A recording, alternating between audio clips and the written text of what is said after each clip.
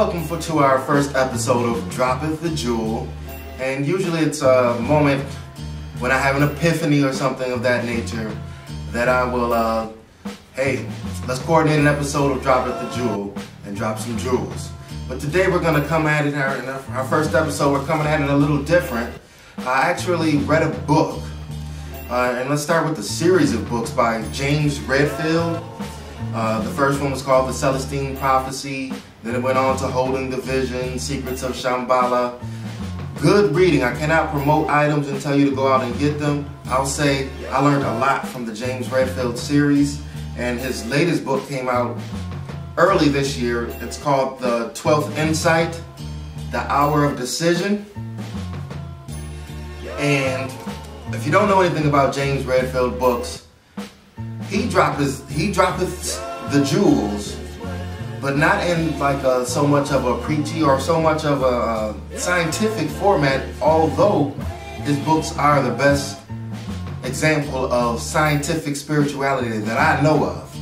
But what he does is he incorporates them within a plot, within a story. It's a fictional story, so to speak, and you follow along like you're just reading a novel or something of that nature, and you learn within the dynamics of situations instead of just sitting there learning facts and memorizing the facts. You kind of learn through a dynamic situation.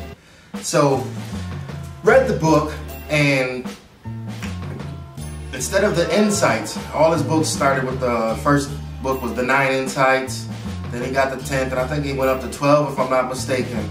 But this book, he starts with integrations, and he also covers some of the Mayan calendar mysteries or situations. It was a mystery to me. I just know 2012 or whatnot when you say Mayan calendar, and I think they were a group of people that just jetted. You know what I'm saying? They got to a point where either they were demolished or they vibrated to another plane. Is the big mystery with them. So, the first of these integrations is called synchronicity, and I just looked it up on Google. Synchronicity is a causal, an acausal situation of two or more psycho or psychic entities or something of that nature. Basically, it's coincidences that happen, and there was no one cause. It appears that there's no one cause, like it was a chance that, a huge chance that those two situations would come together at that one time. But when you learn synchronicity, it's not really so much acausal, as we'll get into later. So the first, that was also one of the insights in his previous books, but starting with this book, it's the first integration, and it states that one of the challenges is maintaining the flow of synchronicity.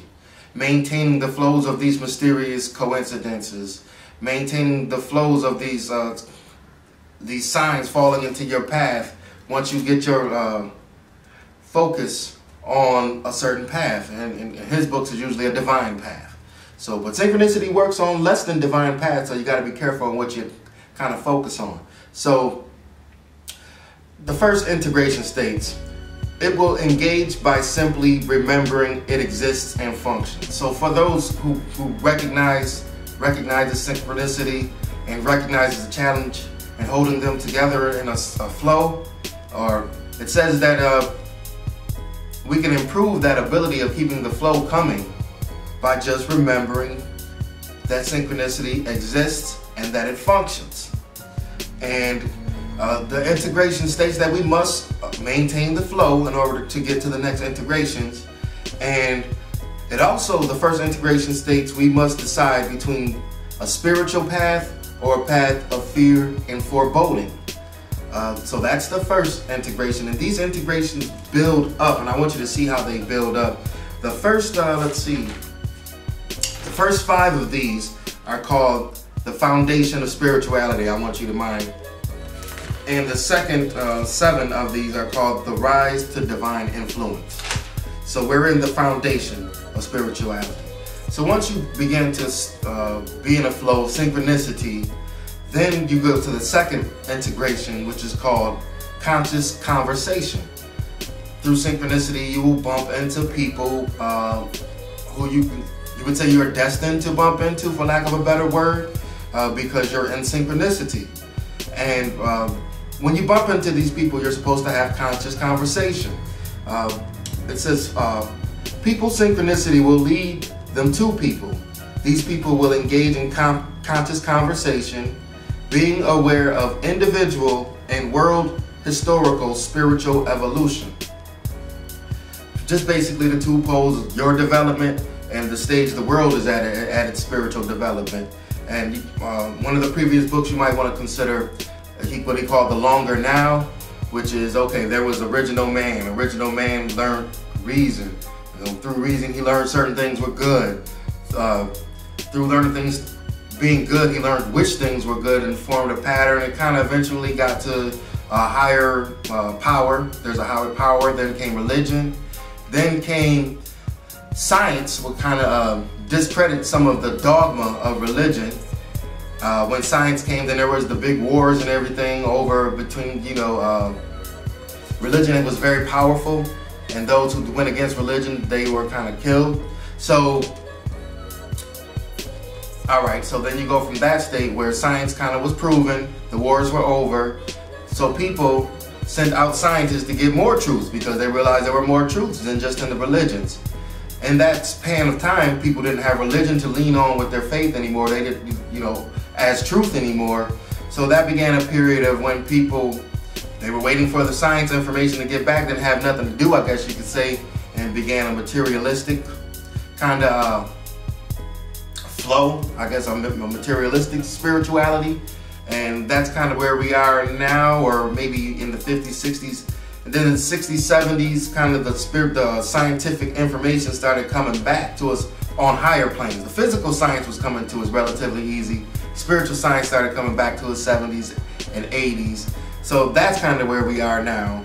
And during conscious conversation, you kind of want to keep that in mind, as well as individual development and spirituality, and aim your conversation in a way to where you understand why the synchronicity came to you with that particular person and what that person has for you on your individual development and on the world historical development, kind of line all that up. Then the third integration was called alignment.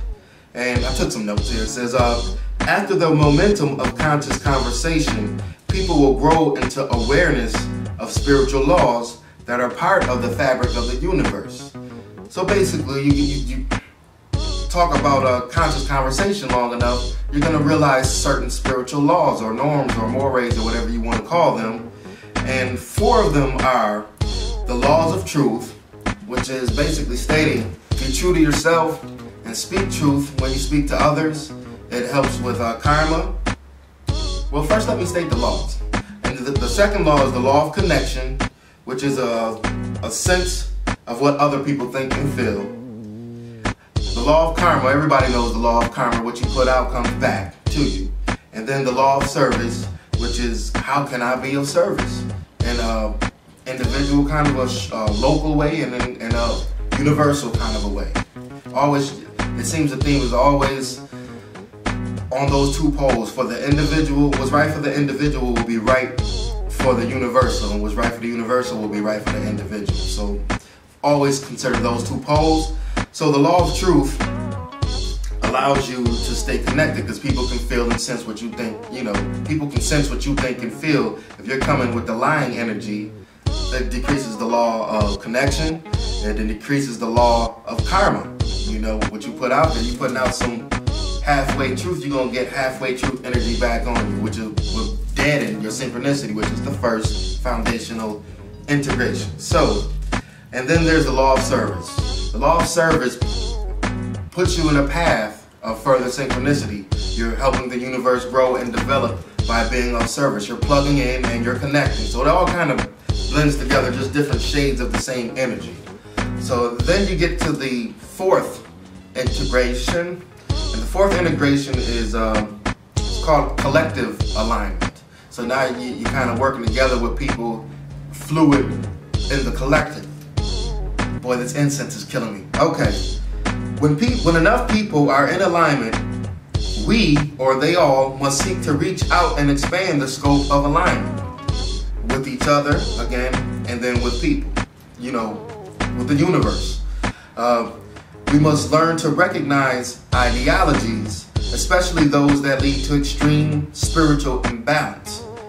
So basically, you need to recognize what's in alignment, what's not in alignment, and a lot of times what's getting in the way of alignment is ideologies. Some people would say religion. He didn't really kind of highlight it that way. I kind of say it that way. But what you want to kind of avoid ultimately is the cycle of revenge. With the cycle of revenge, it's just a cycle of pettiness that blocks you from going to the next level. I hit you, you hit me. I hit you, you hit me. So you blocked in a small kind of a world there, and it blocks you from reaching a universal expansion, which is, again, the collective alignment is all about. We must recognize that we can't do it alone. We will require others, and this will lead to a stronger connection, which is also called a God connection. It's like once you reach enough connection, you get to a point where it's called a God connection, which will lead you to breakthroughs and a field where you're protected so strong. Your synchronicity is so strong that you're protected. Your synchronicity is linking up so fast, bing, bing, bing, bing, things coming into your path that will keep you protected. And this kind of leads directly in to the next integration, which for lack of a better word, I didn't really see a clear definition for it. So it was the spiritual mind natural pathways, spirit mind natural pathways. And it starts with, this is the fifth one. Our minds are built in archetypes that fire up when stimulated naturally. So if you can imagine, what I imagine is different archetypes have different pathways, like wires almost. And when a certain archetype is stimulated, that kind of wire gets stimulated and it fires up and through pathways in our brain that's there naturally, which is the gist of this point right here. And so it's just like when we're born, we have to eat. So there's natural pathways, natural wires in our brain that tell us, okay, you need to know how to chew. And it becomes easy for us to learn how to chew. Walking, things of that nature that come natural. Same with spiritual, some of these spiritual alignments. When these pathways are stimulated consistently, we experience a breakthrough. And this happens individually when you experience a breakthrough and a God connection, but we're speaking more along in the collective alignment, where a group setting, where a group of people actually work together and flow together in an aligned manner. And it says, we'll experience a breakthrough to a divine connection, and the premonitions and synchronicity necessary to be protected will happen in an orchestrated manner for all of the whole group. So the group setting kind of links to the collective alignment. God bless. Yeah, God bless. Felt that it was about time for me to say something.